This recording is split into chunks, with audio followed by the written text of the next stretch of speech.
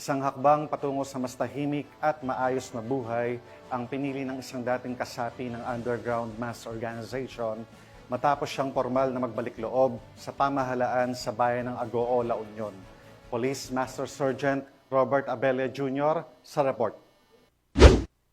Bandang alas 2 ng hapon noong Agosto 9, 2025, isinagawa ng 2nd LUPMFC, Agoo MPS, TSC RMFB1, BHQ RMFB1, RID, PIT La Union at LUPIU sa koordinasyon ng mga barangay opisyal ng San Manuel Norte, Agoo, La Union ang isang pinagsanib na operasyon ng intelihensiya. Ito ay nagresulta sa voluntaryong pagsuko ni alias Sipin, 35 years old, may asawa at isang may bahay na dating miyembro ng Sectoral Front Organization at ng Underground Movement Organization, UGMO, sa Agoo, La Union. Ayon sa ulat ng Provincial Intelligence Team, nagdesisyon si alias Sipin na bawiin ang kanyang suporta sa nasabing organisasyon upang mamuhay ng malaya at walang anumang kaugnayan sa mga grupong may ugnayan sa CPP, NPA, NDF. Siya ay dumaan sa isang custodial debriefing at kasalukuyang inaasikaso para sa tamang disposisyon ng kanyang kaso.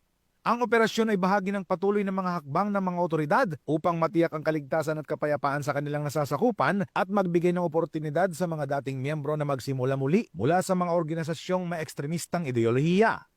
Ang pagsuko ni alias Sipin ay isang hakbang patungo sa mas maayos at mapayapang bayan at isang magandang halimbawa ng pagbabago para sa isang mas maliwanag na bagong Pilipinas. Mula dito sa Ilocos Region, ako po ang inyong PNN correspondent, Police Master Sergeant Robert Abella Jr., alagad ng batas, tagataguyod ng Balitang Pulis.